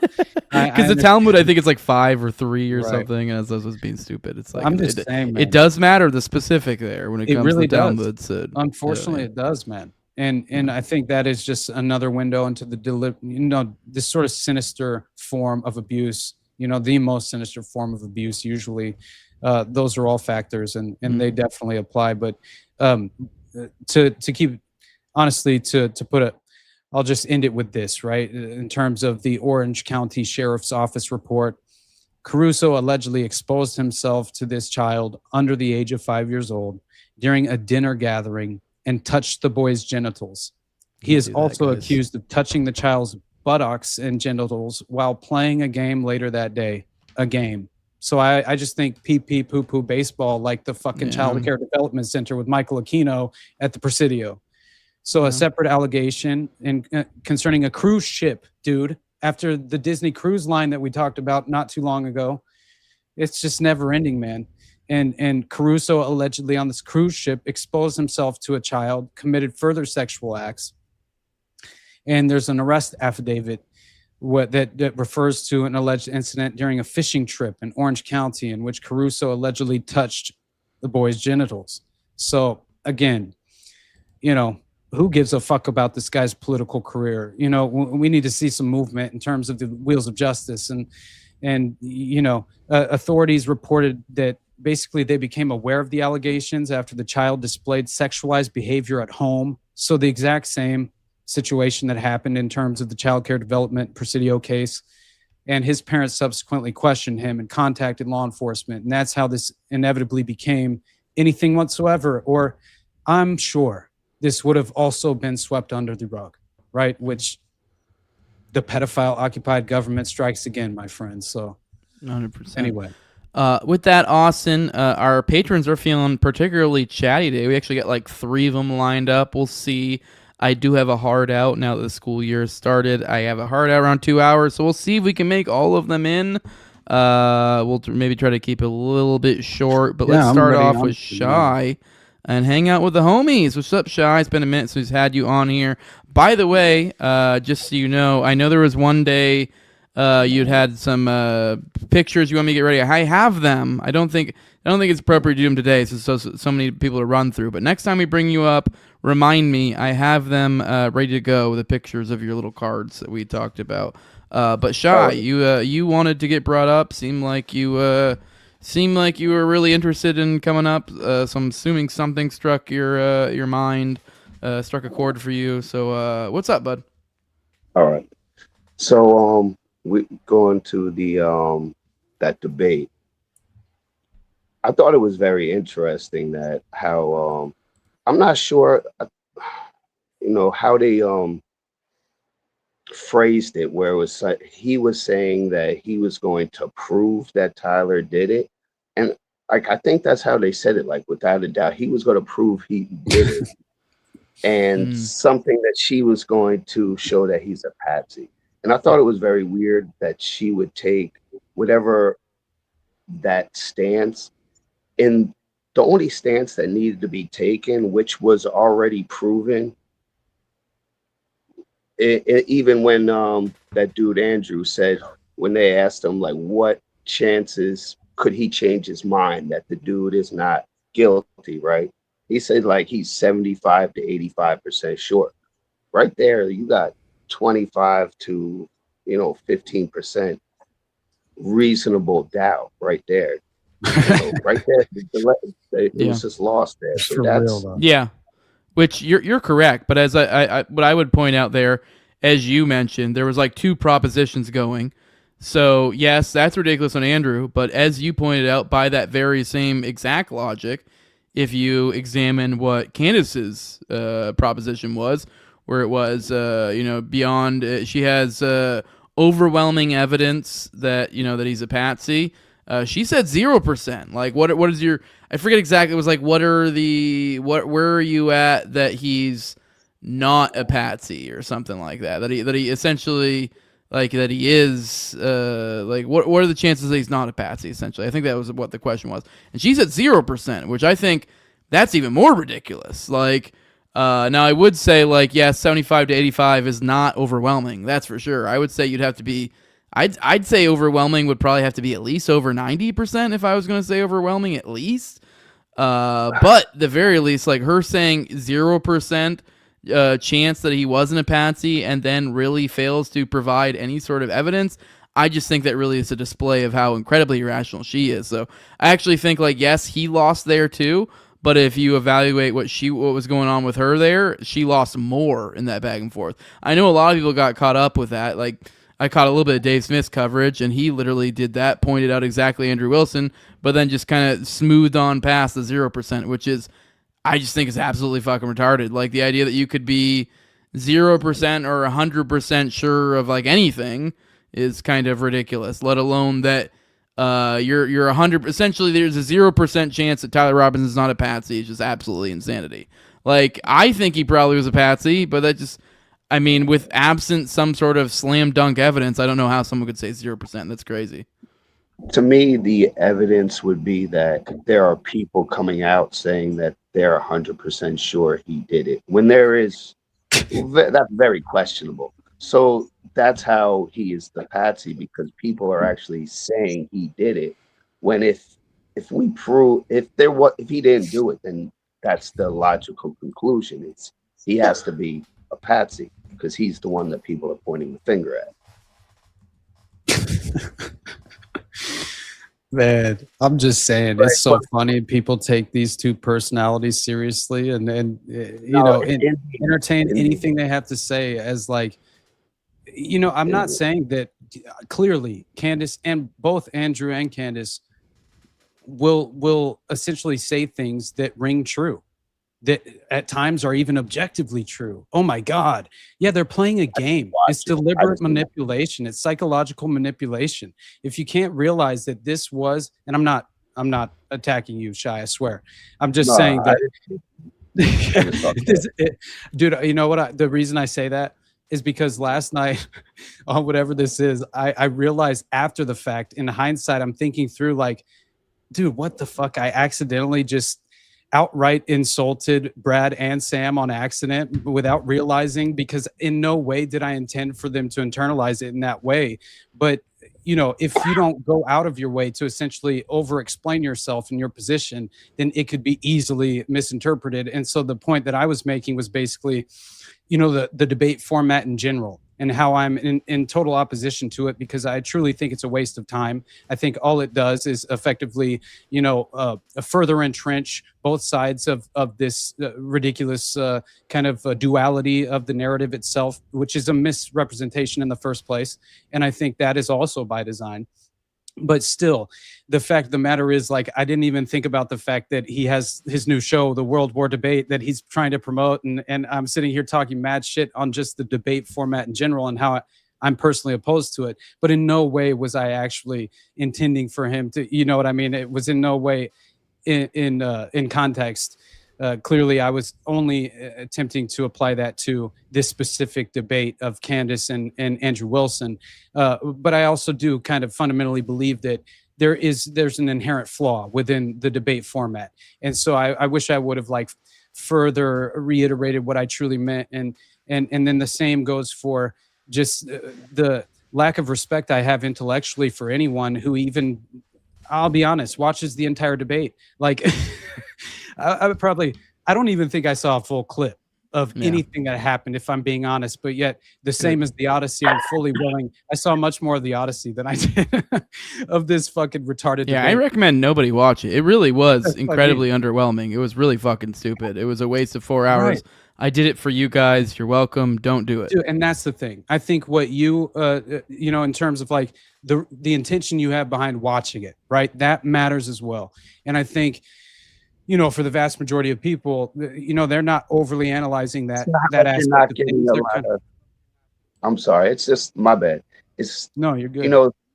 The information is out there. So it's like you have to take the information from wherever you can get it. And these are the people that are giving out information. I know, but I come to conclusions in my own time. I don't need Candace Owens and Andrew Wilson to effectively do my research for me. Like, I will come to a conclusion on my own without those personalities attempting to deliberately influence me in a way in which is a strategic attempt at undermining.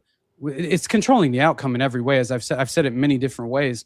But anyway, the only point that I'm making is basically that I could see a world where Brad could have misinterpreted what I was saying as well, because I was essentially saying that, I have zero respect for anyone, in their intellect who are essentially really objective, like honestly engaging in this and taking it seriously as far as these personalities, which I know doesn't apply to him because he's doing it to effectively criticize, have a critical analysis of, not to say he doesn't effectively agree at times as well, whenever objectively the time calls for it. But, point being is that there is a value in what you guys are doing as far as like actually engaging with the content to attempt to digest and reinterpret for people who aren't as perceptive psychologically in terms of the deliberate deception playing out, to provide them with that analytical discourse that they can kind of internalize and move forward with, which is very important for everyone. And so again, I'm not condemning anyone for that process. I think it's valuable as well.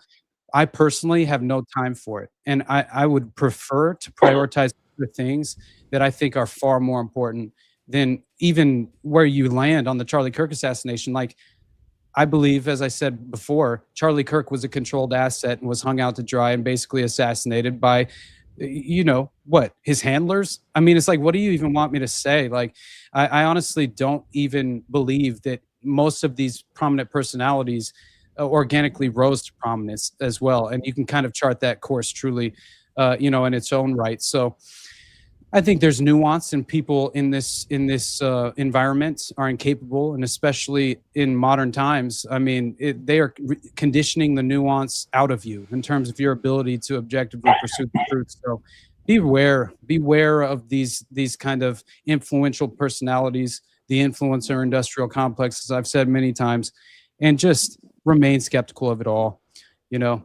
It's got to be a major Freemasonic ritual of some kind as well. And I think that should be taken very seriously, much more than watching the Freemasonic assets play the pageantry and political theater aspect of controlling the narrative. Like, that feels like a waste of my time, but that's just me personally. About blending. It's all about blending culture and religion.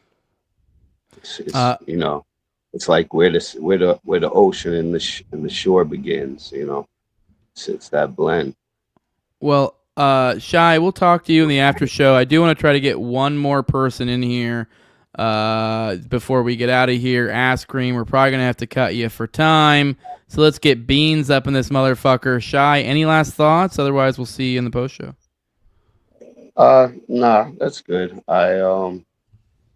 Yeah, what I'm saying is, I'm the type of person where I like to put everything on the table. I don't care how ridiculous it is. I let it go on the table, and then we can start throwing shit off. But I like to at least see everything on the table first. And if you're not doing that, you're not really seeing the whole picture. So you gotta sometimes, look in dumb places, to find little crumbs of shit, if that's what you're looking for. All right, let's I get ain't Beans. looking for those fucking crumbs. I'll be honest. That's the only point. Is like when I say that they're intentionally controlling the outcome by setting the table of allowable opinions in a sophisticated influence operation. I mean that shit. Like, why? I understand what you're saying, but I feel like I'm pretty kind of let's just say what's it called when you are insulated I'm not from being for you, influenced in a though. way. I'm talking about for the greater public, because this is the thing when it comes to Charlie Kirk shit. I'm sorry, I'm trying to make this quick. It's not for me or for you. It's for the greater public, because this is a big dupe. They're doing a big ass in everyone's face. Ha ha ha. So it is kind of like, what the fuck's going on? So you can't like really blame people for trying to look at it, because it is some fucked up shit. And obviously, you know what's going on. He knows what's going on. I know what's going on, even though we don't know what the fuck. It's all just dumb shit to begin with. But it's a show. It's a cult. There's a stage. Everyone's on this fucking stage. You know what I'm saying? There's a code in there. Absolutely. I said last night, I said all the world's a stage, right? You know what I mean? Like, all the world's a stage is effectively what I said last night, right? And I honestly believe that fact. And I didn't mean to cut you off, though. Go ahead and finish, bro. No, my bad. It's just, the occult. Occult means covered over, oak and cult. Like, what's covered over? If there's a fucking stage there, you have a fucking curtain, and whatever that's behind, there's always talks in the background. You know what I'm saying? So that's the real occult. It's different than esoteric. Esoteric is what's in you. That's, I'll leave it at that. I'll see you guys in the after show. We'll see you in a little bit. All right, with that, Shy, we'll let you go. Actually, we took too much time. I gotta get out of here. I gotta go to bed. So Beans, sorry, we're gonna boot you. We'll talk to you in the after show. We'll bring you up next show if you wanna talk. I do gotta get out of here. I gotta go to bed, guys. I'm sorry. But speaking of occult stuff, I guess if you have a hankering for more Austin and Jose content, me and Austin are actually doing a film analysis. And speaking of, we were talking about earlier, looking forward and kind of maybe doing breaking up the channels, RSS feeds. I imagine that'll probably be maybe. I would like to start maybe. We'll see how this goes, but I'm thinking maybe more film analysis type stuff with me and Austin. That could be fun. And going forward, maybe that'd be like strictly Already Dead sort of content whenever it gets its own channel. But either way, tomorrow, I forget what time we are agreed upon, but whatever time it is, I'll post it tomorrow on the Patreon. We have that going on. But with that, Austin, where can people find you at? We'll do this again next week. Have more call-ins, hang out with the patrons, shoot the shit, riff, all the like. But yeah, Austin, where can people find you at? What are you working on? What are you doing? I think you just hung out with Brad and Sam the other day. I think you just mentioned in this episode, so you have that to plug as well. But yeah, show your wares off there, pal. Thank you, brother. And yeah, I just I should obviously plug whatever this is, because again, it's we had such a good time last night, and taking the brief hiatus that we did, it reinforced just how grateful I truly am, for having these opportunities and these outlets and platforms to have these objective conversations. And I think I kind of take it personally whenever there's an influence operation that is having a major impact on the vast majority of people, especially in this industry and in the environment that we kind of find ourselves in so very often. on a daily basis. And so it's just fascinating. Man, it's so funny because last night we're talking about kind of the overreaction of the people within this environment.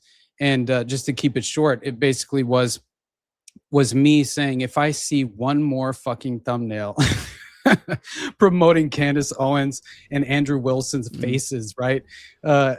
Just from content creators in that I love and respect. It's like amazing to me that anybody would essentially promote these prominent figures who I believe are contrived personalities in general on their own platforms and give them that amount. It's like, the wrestling term to put the person over, right? As far as like the other wrestler, you putting them over by essentially, promoting them in this sort of sense. And I think that that's a huge mistake. And you should always try and promote, I don't know. This is me personally, and I won't get on just in terms of off on a tangent in regard to this. I just think it's more important for people, almost to psychologically opt out as well. Like, you don't have to engage in the demoralization, to come to a conclusion in your own right and in your own time. And so, yeah, everyone's different. It's just the bottom line.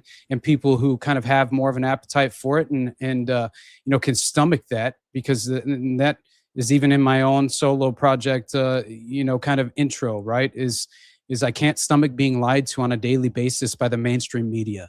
That is the very first fucking thing I ever wrote in regard to my podcast, right? And I just feel as if that still reigns. It rings just as true in this very moment. And so I'm never criticizing anyone, any one of you who spends their time so openly with us and objectively considers these concepts and things of that nature. So never internalize what I'm saying as a personal attack of any kind whatsoever, unless for some reason you give I'm just playing. No, honestly, I've got nothing but love for all of you, and brother, I appreciate you more than you know. And as I said, the brief hiatus that I just had, like, it only left me more grateful and appreciative of the friendships that I've cultivated and the opportunities that I have in front of me. And yeah, definitely look forward to some more film analysis with The Wicker Man, obviously, because that's a very worthwhile film that should be, I think, analyzed in a real way as far as an esoteric and occult film review of some kind.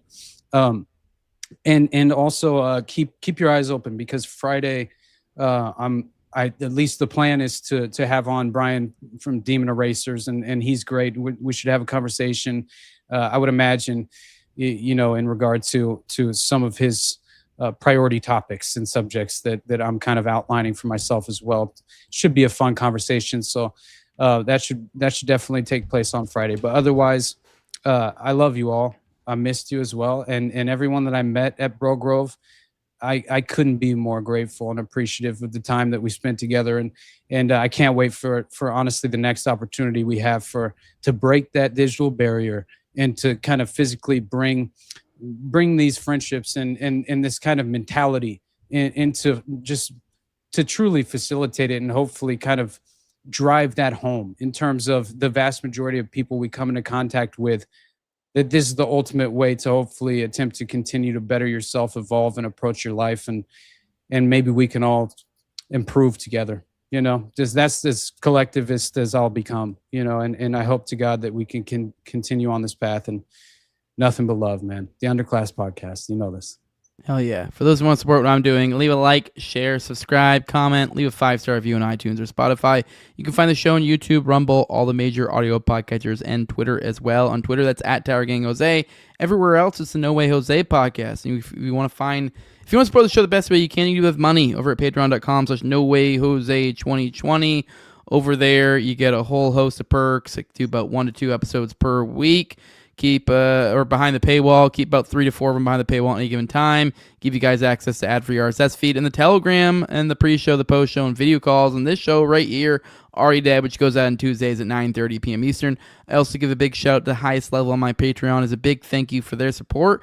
I have my previous co-hosts on Tower Gang, at Leonard Tote, also have at Eprecate at Z_CK, at _InvitZeal, Tim Tuttle, at John Klebo, big fan of the show, Torn May, at Wayne Taggers, one of our cover kids, No Free Lunch, Jack, Mark Vestibule, Jacob Wintergrad of the Biblical Anarchy Podcast, and last but not least, you guys see him in the chat, the beautiful bastard himself, John Black. We'll see you guys in the next one. Love you all. Catch me on the dump in the morning, around 11 a.m. Eastern. I missed it this morning, so a little backed up, so it should be a nice steamy one for you guys.